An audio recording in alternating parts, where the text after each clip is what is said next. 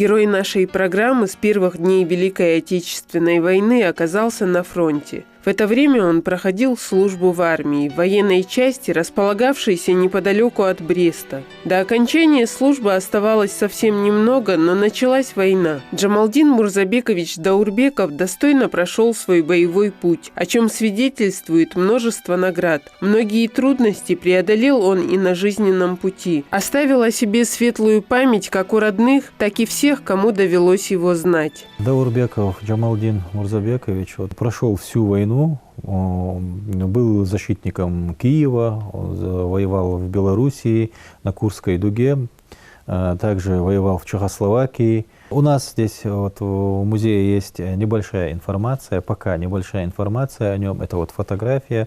Мы собираем вот эти архивы, мы, конечно, всю эту информацию, все документы, все это будем дополнять и создавать вот эти вот, пока они у нас только в электронном виде, но будем создавать личные дела на каждого защитника Отечества и также на каждого защитника Малгобека. Родное село нашего героя Сагапши. Сегодня здесь живут его родные, дети и внуки. В семье бережно хранят вещи отца, материалы о нем, помнят его наставления и стараются жить в соответствии с ними. Родился отец в 1918 году в селении Сагапши. Там их было 2 братьев, 3 сестер. Закончил 7 классов в то время. И сейчас у меня не сохранились вот эти данные. Там была книжка, это советская совпартшкола, в то время называлась это. Тоже школу закончил. Точно я не могу сейчас сказать, в какое время это было. Он до войны работал председателем вот колхоза, это Псидавский колхоз был в то время. Как уже говорилось выше, когда началась война, Джамалдин Даурбеков служил в армии. Таким образом, его разлука с родными оказалась очень долгой. Наш герой прошел через самое пекло войны, участвовал в тяжелейших боях. В 1938 году, это в октябре месяце, его призвали. Он служить, шел в армию, служил под Брестом, где-то 20 километров от Бреста, это авиационная школа или авиаполк был. Там в военбилете есть запись. В 1941-м началась Великая Отечественная война. Он вот с первых дней, как можно сказать, его боевой путь начался под Брестом. Попали под окружение, и совместно они выходили через Брянские леса, там болотистое место. Вот, ну, конкретно я точно сказать не могу, но из слов очевидцев, когда вот они разговаривали, он немногословен был вот о войне, вот о тех трудных минутах в его жизни, он не так уж много рассказывал. А так, я слышал, они вот через вот эти брянские леса выходили из-под окружения. Точную дату я не могу сказать, когда это было, но потом сформировали вот эту дивизию, вот дальнейший боевой путь, который проходил, вот эта Черниговская дивизия. Это в городе Энгельсе было, в Саратовской области сформирована вот эта дивизия. Принимал в разных сражениях, вот в переломных моментах, это и Курская дуга, и Сталинградская битва, непосредственно там он был старшиной взвода. Так, отрывками я слышал вот про Сталинградскую битву, где он участвовал.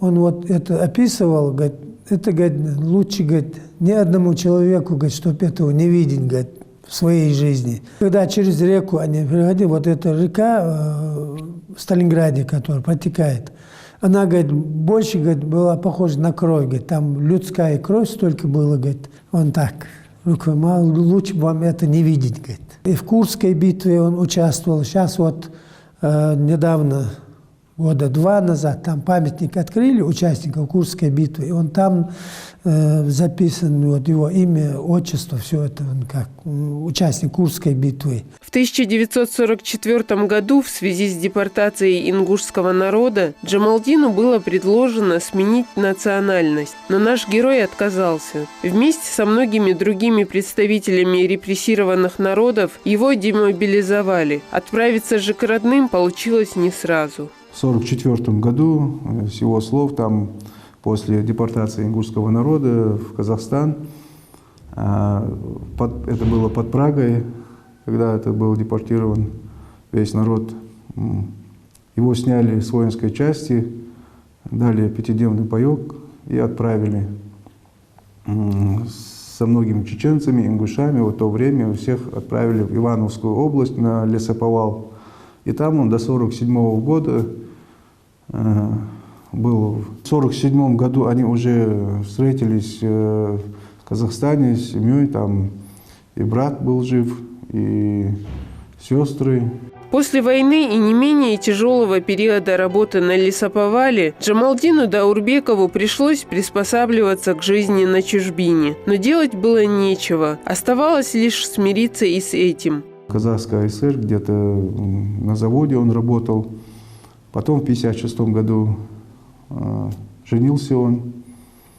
Да, даже до 1956 года у нас вот тут есть, даже сохранились вот эти аттестат его, он окончил школу механизаторов с отличием, там с похвальной грамотой, это 1949 год там.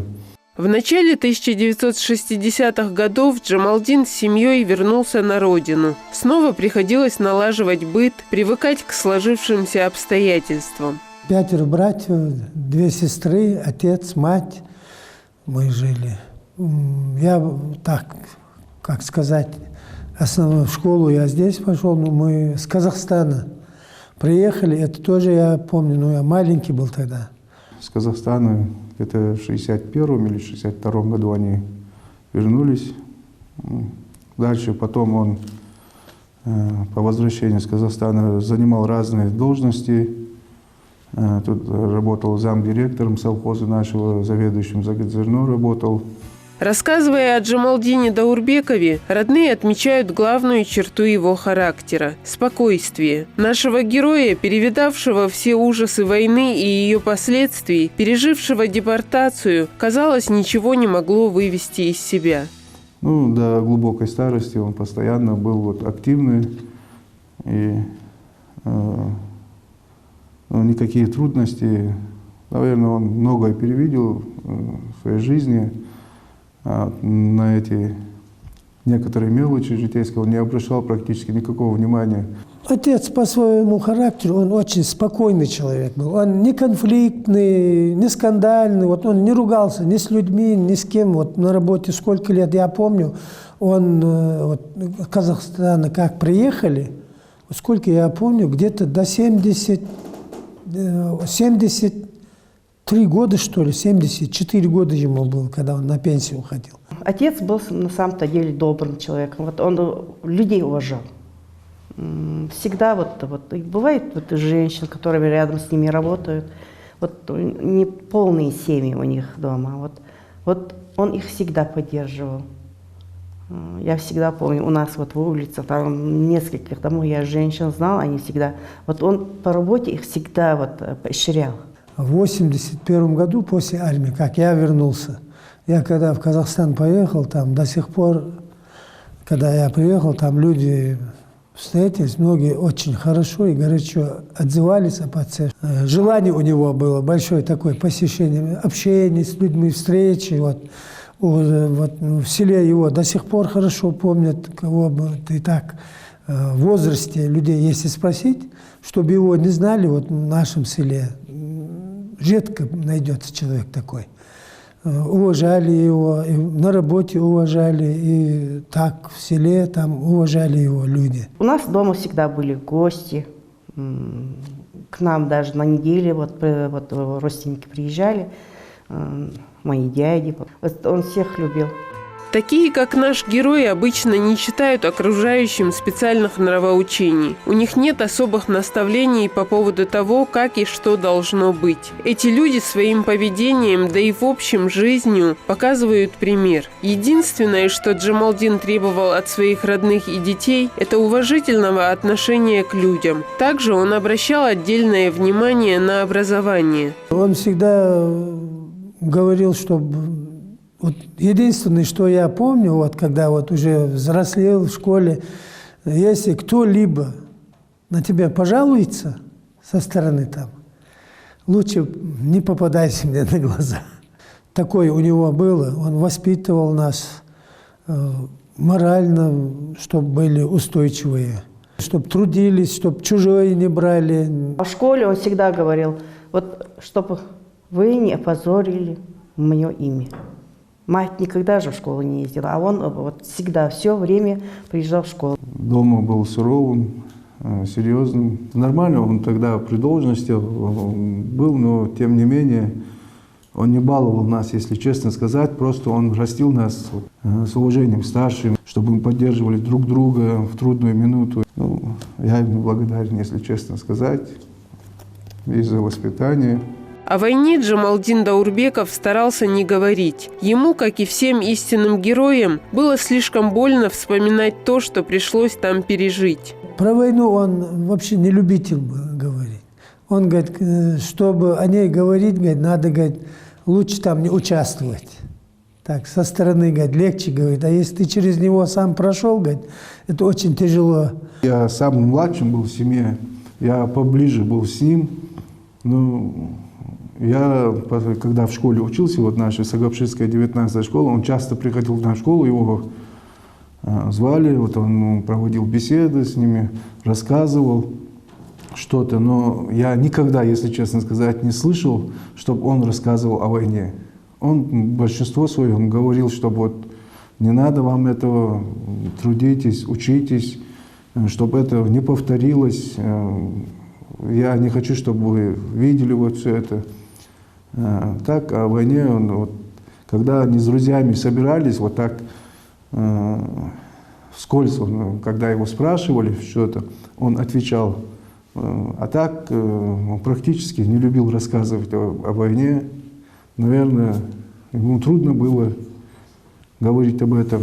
Наш герой до последних дней поддерживал связь с однополчанами. Среди хранящихся в семье материалов немало писем от боевых товарищей. Особая теплота, с которой писали Джамалдину друзья, говорит о том, что он был прекрасным другом, верным и надежным. Пока у него возможность была, он ездил вот этот музей, где их вот эта дивизия, где формировалась под Саратовом, город Энгельс.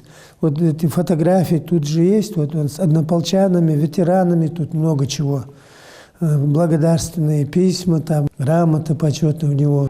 Нашего героя не хватает всем, и родным, и односельчанам. С Джамалдином словно ушла частичка сердца, особое тепло, но осталась память светлая и добрая, как он сам. Его не стало 21 ноября 1997 году.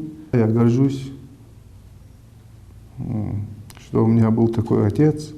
Я это не скрываю. Когда встречаешься уже и по работе, и чей ты сын, спрашивают, я Джамалдина Даурбекова. Говорят, чтобы хорошим человеком был, то в таких-то случаях мне помог, то тут помог, то там помог. Ну, оставил себе хорошую память о себе.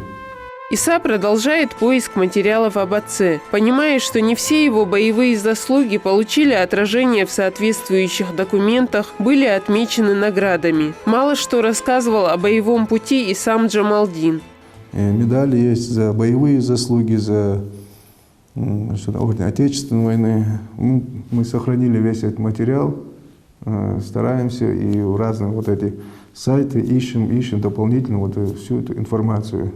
Конечно, вот эта память я-то сберегу, как это мой родной отец, но это нужно передавать поколениям, чтобы не забывали.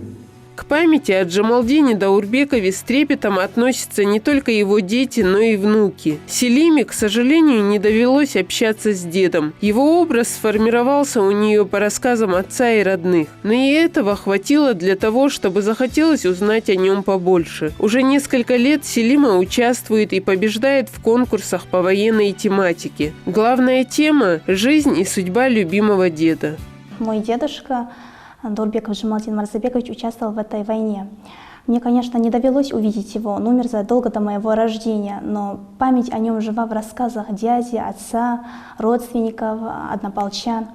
По рассказам дяди, отца, мой дедушка был очень добрым, мягким, честным, справедливым человеком. Он очень сильно любил людей. Благодаря достойно пройденному пути моего дедушки я могу жить в мирное время. Я уже была в 5 классе, когда мама предложила мне, хочешь ли ты участвовать, будешь ли ты участвовать. Я, конечно же, согласилась, ведь у меня уже документы были, то есть я могла подготовить доклад и рассказать о своем дедушке. Это же хорошо, когда ты можешь поделиться о подвиге своего дедушки. Каждый год я участвую, это научно-исследовательская конференция «Любовь к родине дыша. Отечество», где разные учащиеся с разных школ приезжают туда и рассказывают.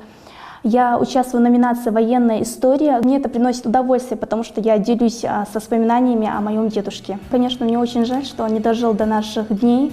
Он прошел войну, ссылку и умер в мирное время. Но, к сожалению, я не увидела его, не смогла лично с ним поговорить. Мне было очень интересно услышать из его уст о рассказах о его боевом пути. Говорят же, что он не любил рассказывать, да? Но я думаю, мне бы он рассказал, потому что мне реально это интересно. И я думаю, что вот нужно хранить вот эту же память, ее нужно проносить через века, чтобы не забывали именно этих героев, которые пожертвовали своей жизнью.